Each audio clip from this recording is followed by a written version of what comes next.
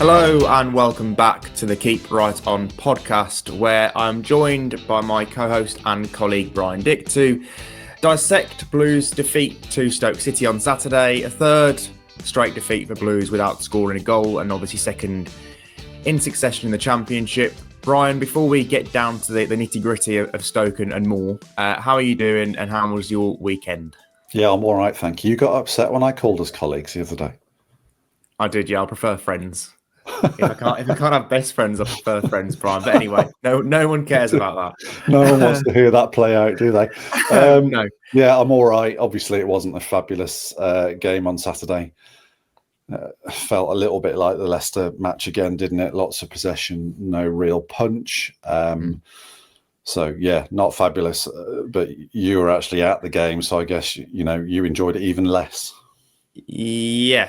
Just to lay the table before we do move on to Stoke, we're going to talk about that first. Obviously, going to talk about some of the underlying numbers as far as Blues are concerned going forward, and then we're going to go on to a whole bunch of takes and questions, which are really happy that you guys sent over to give us some extra material.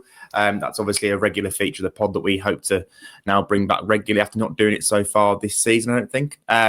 But anyway, no, we haven't. It's been difficult in the transfer window, hasn't it? Because the tendency in the transfer window is that everyone tends to want to know the same thing. But obviously, when the games are going off, people have got different interpretations and different opinions, which makes it, slightly more engaging listening, we think.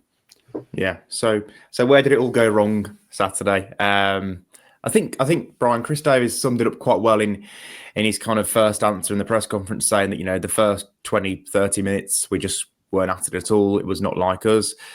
We started very poorly, and you can't do that in a place like Stoke, especially a Stoke team that are playing well this season, looked a really good outfit.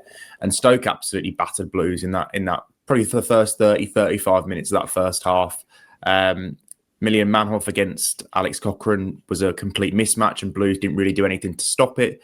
He went past him 4 or 5 times in that first half, and Cochrane was very fortunate not to be booked, and also fortunate that Blues didn't concede a goal via that route. Obviously, they conceded via set piece again, which Ryan Alsop had just made an excellent save from Obama, and then to go and concede that goal from a corner, very frustrated in a poor goal for Blues to concede, considering kind of it was a deep corner. The head wasn't exactly, returned with power. It was looping, and Blues just didn't deal with it, and he looped over Alsop into the top corner. And then we're looking for a response, aren't we, at half-time, and just didn't get it. They responded in terms of they took control of the ball and played more in Stoke's, half, but they didn't really create any genuine goal-scoring opportunities. I think the best chance they created in the second half was actually a volley for Demarai Gray from a Lewis Kumas cross, but Gray didn't really connect, and it was just picked up by Johansson. So they didn't work the goalkeeper, and that is criminal, really, in football to go through an entire game without working the opposition goalkeeper. And it's something that's happened all too often in the last 3 games. I mean, in 2 of those games, they've not worked the goalkeeper. They worked the goalkeeper once against Leicester. So, we're going to come on to that problem in greater deal later, but it's quite obvious where the issue lies. So much to go at from what you've said there. I don't think we should actually just brush over the chance that Demarai Gray had. I'm not saying that this was the only issue at play in this game, because it clearly wasn't, and indeed in this season. But it was the sort of moment, if you think back to, had that chance fallen to Abdul Fataru, like he had a similar kind of half chance against in the Leicester game, didn't he? He scored it. A player of Demarai Gray's quality, you'd expect him to be doing a lot better than he did, just volleying it down into the ground. And if Gray does score there and the game ends at 1-1, it's a very different discussion, isn't it? So, yes, the machine might be working to an extent, as we've got some stats that we'll talk about later, but the machine only takes you so far, and it is about these moments, and Blues are losing in these moments. And just to pick up from what you said, Davis told you in the press conference, Christoph Clara's interview with the club was, again, typically honest, wasn't it? And he commented on the mentality being wrong. And, in that first, as you say, 20 or 30 minutes, it's not the first time this season. It's not the first time in the last 2 games that Blues have been very passive at the start, or they've been kind of caught out, or not rabbits in headlights, that's too strong, but they've been on the back foot, haven't they, at the start of the last 2 games. So, this season is starting to chuck up all sorts of little issues that Chris Davis now has to give his attention to, that he absolutely didn't even have to think about last season. Yeah, you can't give teams head starts, can you? We spoke about that with Pete Smith on the Stoke preview podcast in terms of how tight these championship games are this season. And Blues are only losing by the odd goal. Obviously at Leicester it was 2, but the second one was very late. So, and they're only winning by the odd goal. So you can't give teams head starts. Blues have now been behind in 3 of their last 4 championship games. Obviously going behind at Blackburn as well. So if you keep doing that, you're going to lose more than you win. That's for certain at this level. So that needs to stop. The start does need to be better, especially away from home. Brian, I want to pick up on 2 points. Cochrane against Manhoff was obviously the key battle in the first half. As I mentioned earlier, he did go by him a number of times. A lot of Stoke's best chances in that first half came via their right winger. Does Cochrane need to do better? Does Demarai Gray need to support him better? Does Pek Sung-ho need to come across and cover the spaces better? Or is it a combination of all 3? Yeah. Manhoff has been a dangerous player for Stoke for most, certainly at times last season. I don't know that even Stoke fans would say that he's put together a display like that, certainly in the first half. Look, there are good wingers in the Championship and fullbacks. Birmingham City's fullbacks are going to get beaten by good wingers at times. I think the alarming thing for me wasn't the fact that Cochrane was getting beaten. It was the lack of response. There didn't seem to be anything to staunch the flow, did there? You were in the game, at the game. As you say, Pek could have come across and just helped out a little bit. Demarai Gray could have potentially been, drop back a few yards just to double up. We know that Pete Smith said that when West Brom went to Stoke, they triple marked Sorba Thomas. So, there are ways around this problem of these attacking wingers, and they do look good. They do look like one of the best duos in the league at the moment at this very early stage. I don't so much get caught up in the fact that Cochrane had a bad day because players can. I think more worrying, as I said, is the fact that there didn't seem to be much of a solution. Did you notice any alterations or tinkering, after 20 minutes when it was perfectly obvious that Manhoff was having a bit of a day? I know, to be fair, it carried on till half time. At half time, there was clearly a bit of a conversation there because Pek, I felt, covered that ground a little bit better in the second half, particularly in the early minutes. And then before long, Gray was moved, wasn't he, over to the right, and then Lewis Kumas came on as well. So I think Cochrane had more protection in the second half. There were still times where Manhoff went by him, and as you said, there are good wingers in the Championship. That can happen. They can fly past players. But I was a little bit alarmed that it took them so long to realise what was happening in the first half, because there was a 10-15 minute spell where Blues really lost control down that side and he was going by him every single time. And they were getting some very, very good chances. The chance that he created for Mabama forced a brilliant save from Allsop that obviously led to the corner that Blues conceded from. So that's something they're going to have to work out, I think. And the combination between Cochrane and Gray on that left, it hasn't been as good as, when it was Cochrane and Keshi Anderson. I'm not saying as good as in quality. Or Laird and Gray even, potentially. Laird and Gray as well, because Demarai Gray, we know he's obviously a Premier League player on his day. But what Anderson did give Cochrane was just unbelievable support. Cochrane was very rarely one-on-one against a winger, because Anderson would always be there right in front of him as soon as that winger looked like he was about to advance and take him on. So that's something that maybe just need to find a role for Gray where he's got a little bit less defensive responsibility in the system so that he can do damage going forward. But having said that, Chris Davis did say, a couple of times last season that wingers won't play for him unless they do all the game, basically, do things going both ways. So I guess the onus will be on Gray to do that and whoever plays on the other side to do that as well. Yeah, indeed. It'd be wrong to say that Gray hasn't tracked back this season. No.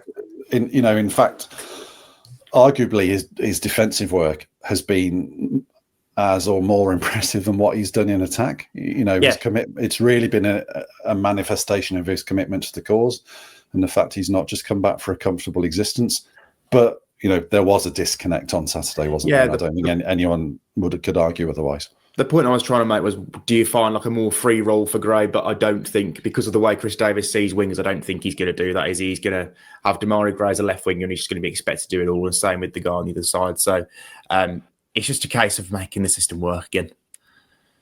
Yeah, indeed. It absolutely is. I wonder, we'll come on to, the configuration of the defence.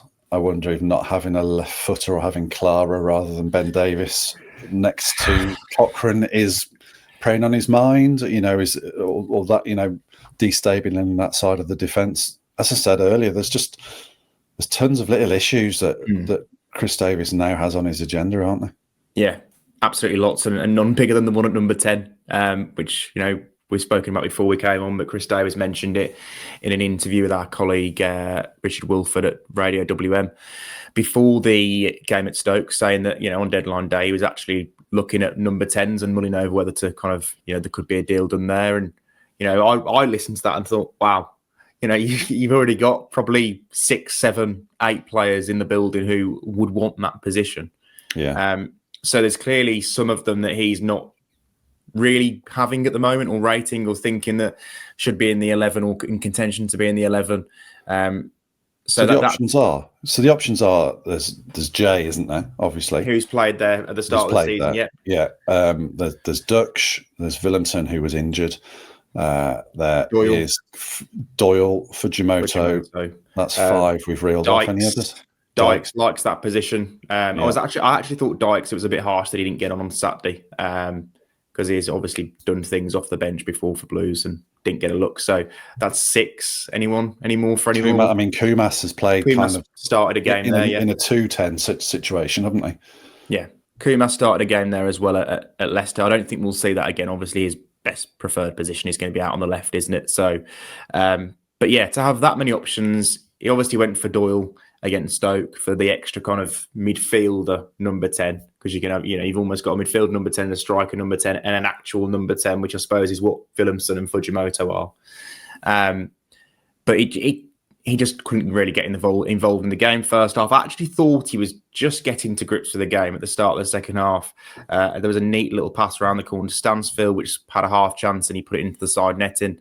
And there was a good free kick. Obviously, he always brings quality from dead ball situations. But yeah, before he was taken off in the 60th minute, and Marvin Duksh was given a go in that position. To be fair, Marvin Duksh didn't do an awful lot in that time. I'm still, three games into his Blues career, I'm kind of still waiting to see what he's really going to bring to the party. And there's obviously a very good player there, but we just haven't seen it, probably through lack of fitness and form at the moment. It was almost like we were saying, though, isn't it? The soup's too rich, the variables are so many that it's going to take Davis some time to sift through them to find the right combinations. Interestingly, I interviewed Ben Wilmot, the Stoke City captain, this morning. Obviously, he spoke about the game and the tackle that nearly put Jay Stansfield in the stand. And he was saying that yes, Blues had the better of the second half, but he said that defensively, they never felt under any duress. They didn't really feel as though they ever got bent out of shape. And, he pointed to the fact that Victor Johansson, was it one shot on target? I think if we're counting the grey one, the volley that just went into the ground, then maybe just had nothing to do. And they said, that just underlined how comfortable Stoke were. I would say that Stoke, I was a little bit sceptical about their start to the season, but they do look a good opposition, don't they? Mark Robbins has got them playing with those 2 wingers, and Divine Mubama seems like a real good catch, and the balance in centre midfield looks really good as well. So it's a good team, but Blues are going to have to come up with answers against good teams. They can't just say, "Oh, Stoke are one of the best in the league." We won't have that every week, because they potentially will. Yeah. To be fair, Brian, you've leaned us in well to our next point, which is obviously on the misfiring attack. It's kind of well documented. Blues have had these issues. We touched on it earlier, where they've, I think, had 1 shot on target in the last 3 games, 3 defeats without a goal scored. Obviously, only beat Oxford 1-0, despite having more chances. one of the lowest scorers in the league. So I'll bring up some numbers because this is kind of how we're going to base our argument or discussion around. So the XG expected goals for Blues is 7.26, which is actually the 9th best in the league. We spoke about this in a previous podcast. It's a good indicator of kind of how often a team enters the opposition's final third, enters their box, and the quality of chances that they are creating. So according to Who Scored XG, Blues should have 7.26 goals or 7 goals by this point, which puts them 9th in the Championship. They've scored 4, so only Sheffield United, Sheffield Wednesday and Charlton have scored fewer in the Championship this season. 53 shots, only Preston and Derby have had fewer, and they average 1.8 shots on target per game, which is the lowest in the Championship. Brian, dissect those numbers. I think it's quite obvious why they aren't scoring and creating an awful lot of things from those numbers, isn't it? Yeah, while you were talking then, I was just going to look to see what the XG from the last 2 games were, because, that figure that's 9th in the league would have been bumped up against Oxford and would have been bumped up by the chances they created against Ipswich as well in the last couple of games. I would imagine that XG is much lower. In fact, if you can bear with me, I'm actually going to look for that now, because I think it will be instructive. He says, desperately trying to find it. I've probably given myself a task here that I'm not going to be able to do. We'll come back to that, Alex, because I think it is a point worth revisiting, the XG from the games against Stoke and Leicester in the wider discussion.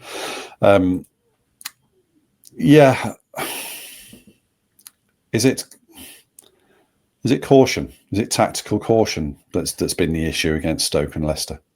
Or is it the lack of tempo? Is it the fact that the right pieces aren't in the right places just yet? We've talked about all the options at 10.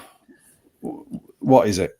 I think what I would put it down to is the attacking combination clearly isn't right, is it? Chris Davies did mention the 4 players that finished on the field. Kumas, Dutch, Gray and Kyogo probably haven't played together as a 4 ever before. I don't think they have.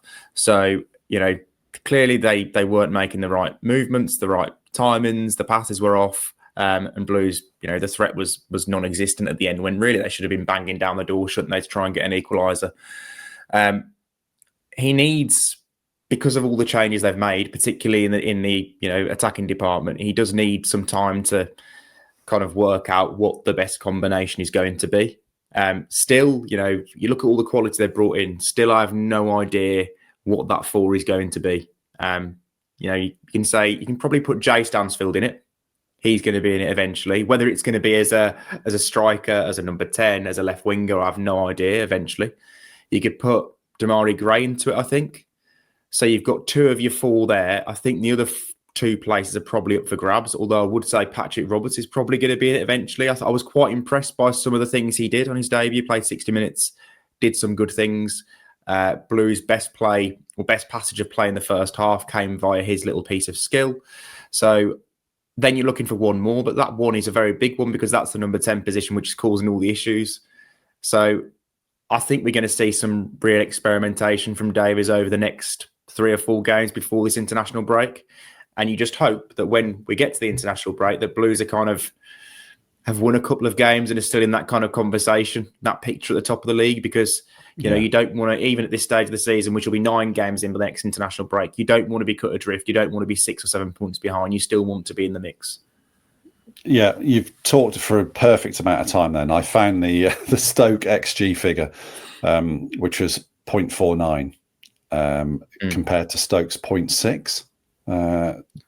Okay. I'm not sure that's a very flattering. I suppose they got into positions, but they only really worked all up once properly. I guess. I mean, Sorba Thomas hit the post, didn't he, as well? But yeah, okay. Even more unflattering about what XG means is that in the Leicester game, Blues XG was 0.83 of a goal, and Leicester's was 0.56. So I think we should potentially veer away from XG as a useful variable here. Yeah, you are right. I agree with your analysis. You want Stansfield in the side. You want Tamari Gray in the side. The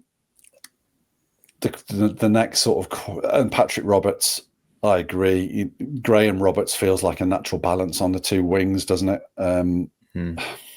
I may say that Stansfield as a 10 and Kyogo as the one up top. I think that's the way I'm leaning at the moment. But, we need to know more about Dux, don't we? He's a German international with 1 billion goal involvements throughout his career. There's got to be a way of integrating a player of that pedigree and with that goal record into a team that's not creating enough. Based on the numbers, you look at Dux and think, eventually they've got to get him into the 11, haven't they? Not, probably as the number 10 behind Stansfield. I think Stansfield or Kyogo, eventually it's going to be one of those two up front, maybe, swapping positions occasionally, because they give Blues the option in behind, which Chris Davies clearly wants. They give Blues the pressing power, which Chris Davies clearly wants. So I don't think Dux is ever going to give them that as the number 9. So he's probably got to play as a 10. But we do need to see something from him. If he plays against Swansea, I'm actually inclined to think maybe start him in that game. But you're starting him, I wrote this in a piece earlier, you're starting him on a whim, really, because he's not done anything in the last 3 games to suggest that he should be in the 11. The safer bet, or maybe more tried bet, would be to play Kyogo and drop Stansfield back, because that, it did work against Ipswich, didn't it? It did work against Ipswich, did you say? Yeah, it did. Yeah, it did. Yeah. Absolutely. I would say Blues' brightest attacking moments have been when Kyogo and Stansfield have been flying around, on the press and, winning high turnovers. Yeah, it's only the small matter of the fact that Kyogo wasn't putting away any of the chances that were coming his way that seemed to disrupt that, and obviously then Jake picked up an injury as well. So yeah, I think I'd be inclined to press reset and go back to that again, and until Dutch can prove that he is deserving of a start ahead of Jay at 10, or displace Jay from 10 to 9 and drop Kyogo out. But yeah, I think I'd be going back and giving that more of a run and seeing how that combines with Patrick Roberts in the mix now, personally. Yeah, no, it's a fair point. Should we move on to take some questions? Let's do that. Yeah. So starting with the takes, I thought this is a really interesting one from Martin Skipton. I think something special has been lost with Alfie May not being part of the team. A little of the joy seems to have left with him. The team doesn't seem to shine quite so brightly without him. Can that be replaced by anyone currently in the team? I think there's two kind of points there, isn't there? I think one is the personality and character of May, which obviously was a big thing and a big factor last season, in the team and out the team, behind the scenes. You'd hope that one of the summer signs or whatever steps forward and kind of takes on that mantle with supporters and becomes that kind of popular figurehead. But probably more importantly, because players are obviously, in the team in the Championship on merit, I don't think Alfie May would have been, even if he was here now and Blues are having those issues. I don't think he's, certainly for the level of Championship team Blues want to be this season, I don't think Alfie May was the answer, and Chris Davies made that clear quite early on in pre-season to him. So I don't think that's a miss. I can see the point about kind of almost like having a really bonded and united team behind the scenes. May clearly played a big part in that. Has some of that been lost by all the changes that have been made over the summer? And I think the changes in general, Brian, are probably a bigger point. Not necessarily Alfie May, but the number of changes that Blues have made. We've spoken on multiple podcasts this season and towards the end of last season when we knew Blues were going up about, they've already got this kind of oven-ready Championship team that functions superbly and has done really well in League One, gone toe-to-toe with teams like Newcastle and Fulham in cup competitions. Why can't that be airdropped into the Championship and, hit the ground running and do what Ipswich did 2 years ago and go and, take a silly amount of points from its first 10, 12 games, while everyone else who have made lots of signings in the summer and have tried to change things, change manager or whatever, which there are a lot of managerial change in the Championship this year, are still figuring themselves out. And I think by making so many changes, by signing 12 players, I know Blues need to sign players, but by signing 12 players, and particularly a lot of attackers, Blues have almost passed up that opportunity they had to hit the ground running, because all of a sudden they're the ones who are there trying to figure things out again and trying to find the right combinations, particularly in attack. And just it feels like an opportunity miss for me. I'm not sure they need to make so many changes. I agree they could.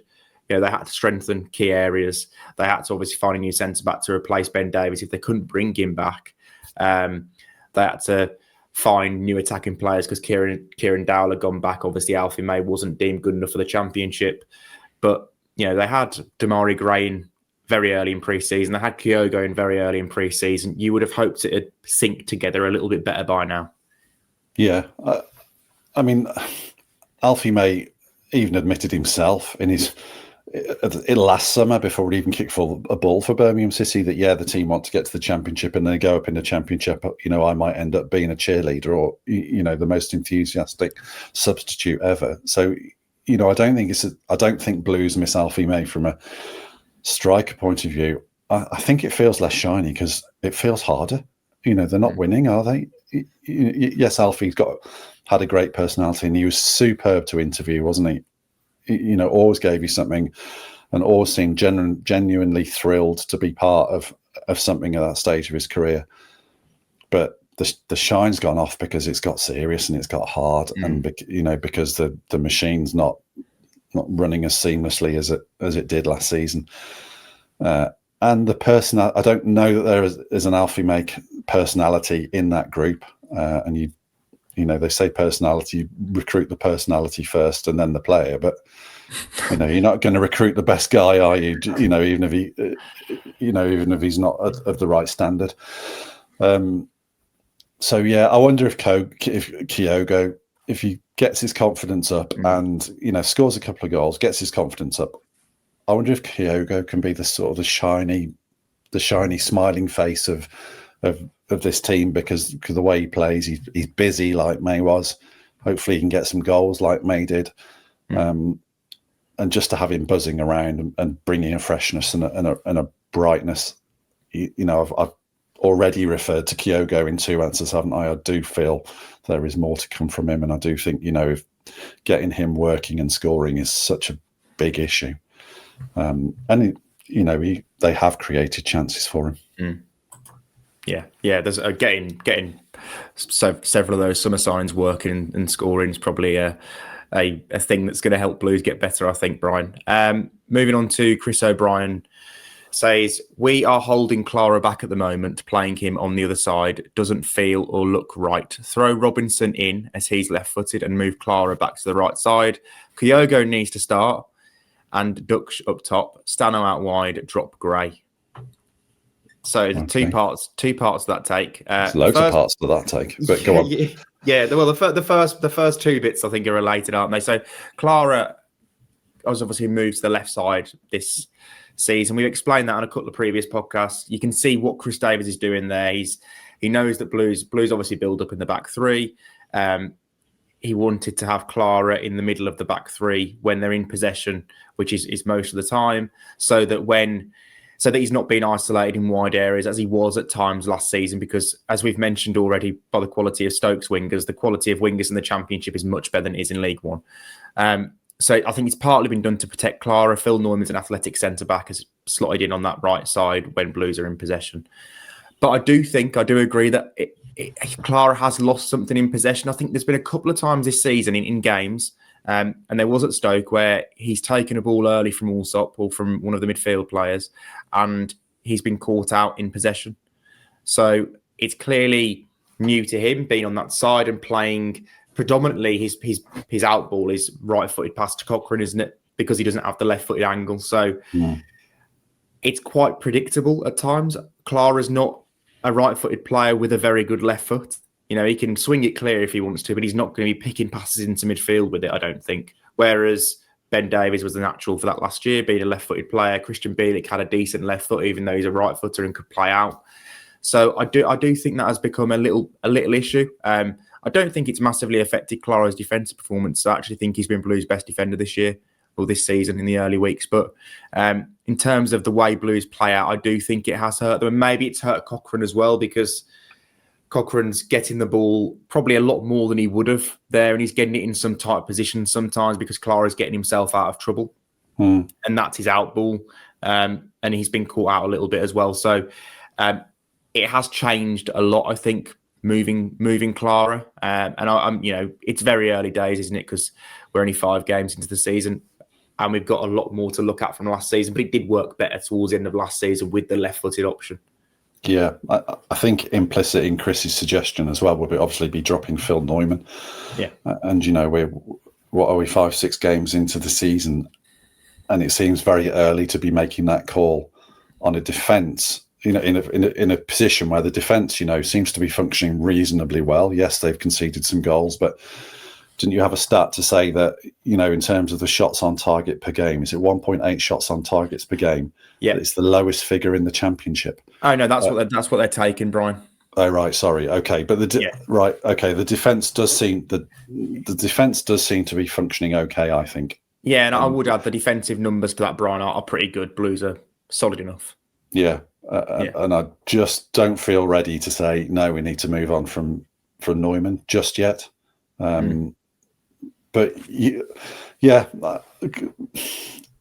centre-back combination doesn't feel like the issue to me, Chris, to be honest. No, definitely not defensively. Maybe in terms of the build-up, which obviously, maybe it could be. That's something we can keep an eye on and see if it does improve with Clara. On to questions. Firstly, from Callum. Do you see where Fujimoto fits into the 11? It looks like a Yokoyama type signing at the moment. Yeah, well, he's not fitting into the 11 at the moment, is he? And the role he was brought into play was as a number 10. And, we've already detailed the wealth of options at number 10. I would say he seems way down the list for the people that are going to get a try to play number 10. So I don't know. I've not seen him in the flesh, so I'm not going to dismiss him as a Yokoyama signing yet. But yeah, clearly Chris Davis is not fancying him. And if he's saying to you, that they looked at another 10 on deadline day, and he's had Yokoyama in the building for 6 weeks, Fujimoto in the building for 6 weeks, then yeah, chances look to be at a premium, should we say, to wrap it up in a cliche. Yeah. I mean, to have missed out on the league squad for the last 2 games, to have not played a league game by mid-September, and he has been fit for the last month and a bit, hasn't he? Because he made squads in the Championship quite early on. Played 45 minutes of that League Cup game against Port Vale. Didn't really notice him. Didn't do much in that match. Whether that's enough for Chris Davis then to turn around and say he's not playing again, I'm not so sure, but. Obviously, he'll be seeing him in training, though, won't he? Exactly. He sees a lot more, as we always say. He sees everything, doesn't he? And we see, 45 minutes against Port Vale. 45 minutes against Port Vale, and the team sheet that he's not on, so yeah. Exactly. So, yeah, it doesn't look like his time in the number 10 position is going to come anytime soon.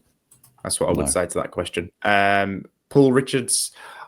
Are Cochrane and Iwata out of their depth in the Championship? Are we missing Clara's distribution, playing him at left centre-back, especially now we have 2 left centre-backs on the bench?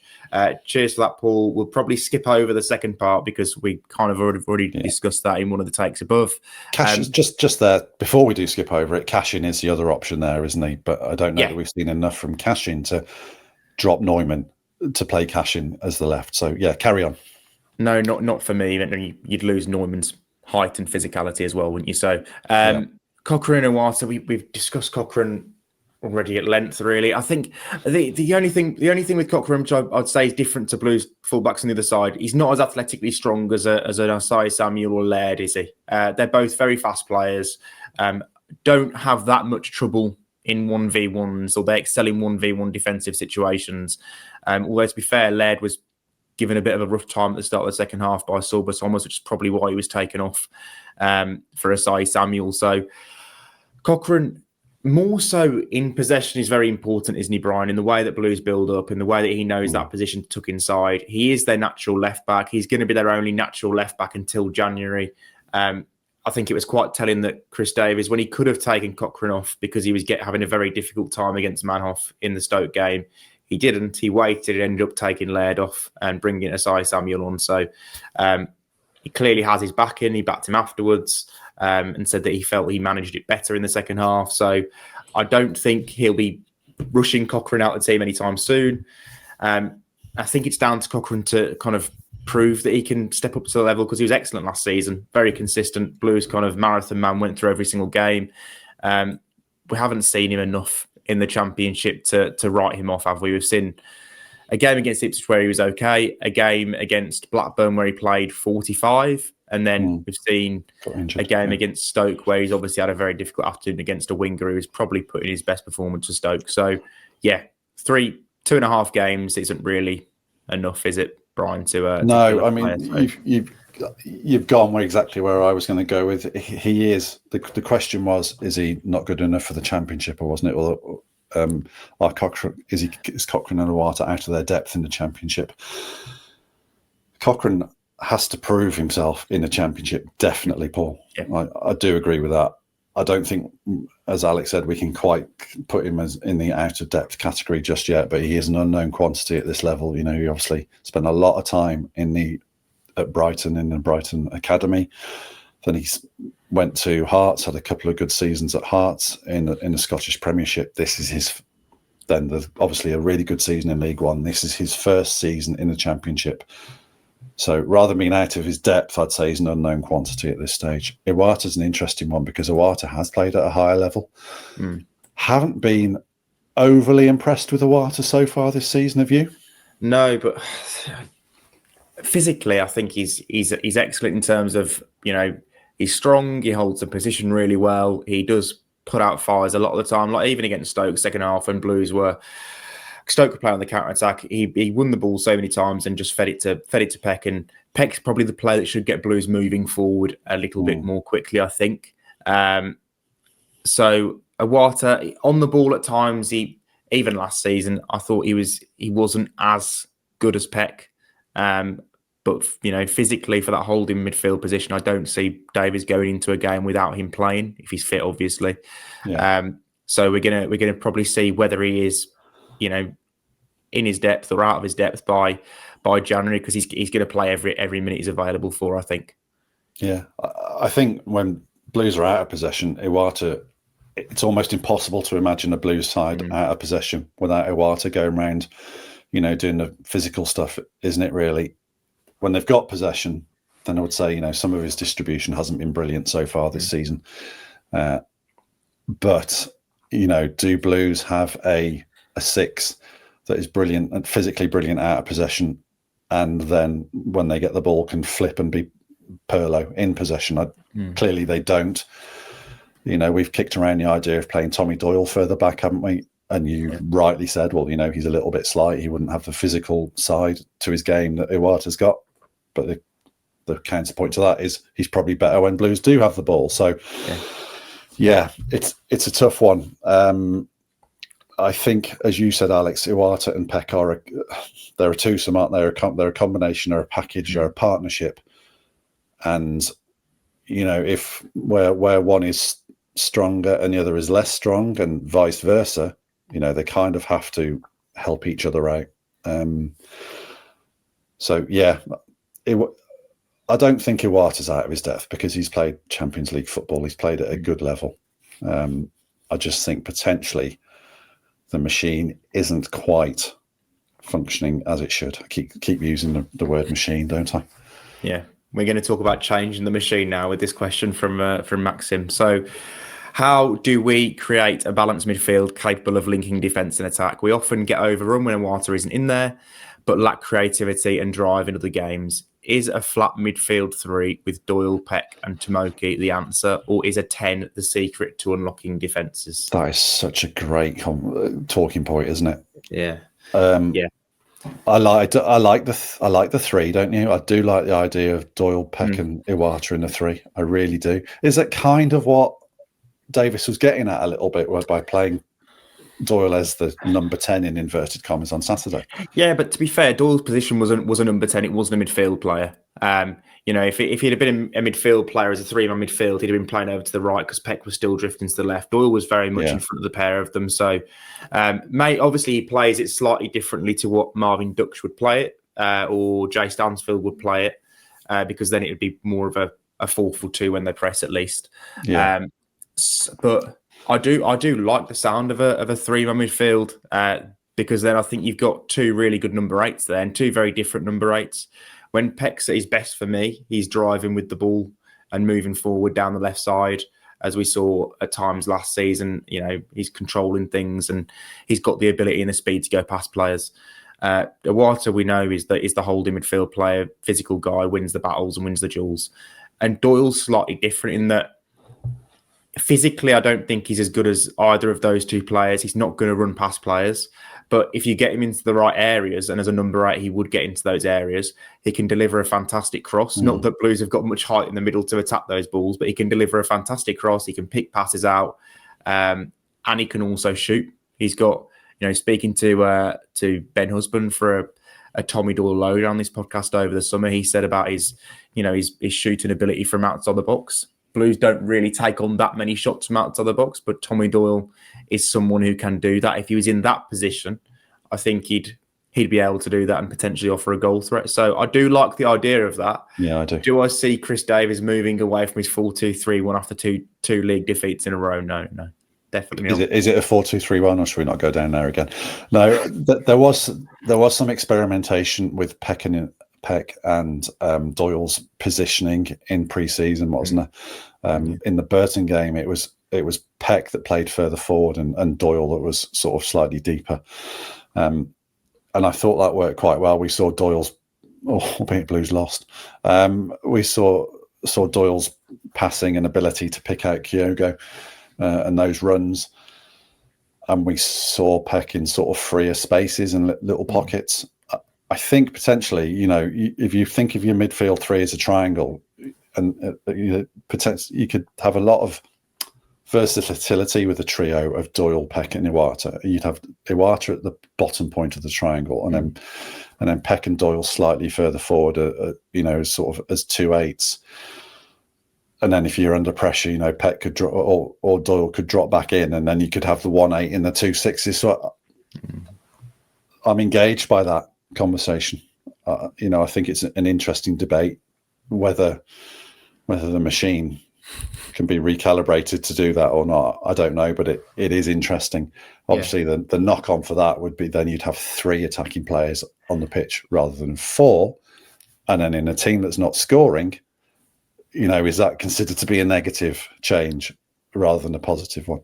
Yeah, my brain's just doing machine overload at the moment. I'm thinking how it'd work, and you'd probably have more of a natural flat back forward. Your 2 fullbacks would probably be more, I'd say, allowed to go forward, which was the modern way 3 years ago. But now one of them has to be an inverted centre back, and one of them has to be a right winger. But you'd probably have more freedom for your fullbacks to go forward. Your wingers would probably have a little bit more freedom to stay high and wide, as probably would suit Demarai Gray, because he wouldn't have so much defensive responsibility because there's an extra midfield player in there who can cover across and help Cochrane out or the left back out when they need it. So I do like the sound of it. I don't really see it happening yet, to be honest. It's great talking point there, Maxim. I could quite happily sit here and kick this around for the next hour, but it wouldn't make great listening. Yeah. Interesting one from Edgar. What do you think Knighthead see as underachieving or poor performance this season? Below 6th, below 10th? ? I mean, they've been pretty forthright in what they want this season, haven't they? Yeah, when every single player who's joined the club has been asked their target in their club TV interview, and they've all said promotion. And the very first thing United did this summer when they put out their season ticket prices was make it very clear that they were going to be going for a promotion push in the Championship.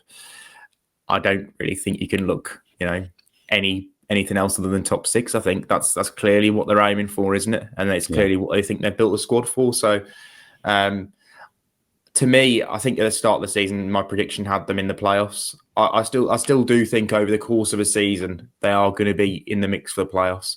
I'm not sure they're going to be top end playoffs now, but I think they are going to be in that conversation for the playoffs. It just obviously depends how well they do. And I think that would be first season back in the Championship. That would be a success. But Blues are a club very much in a hurry, aren't they? They are indeed.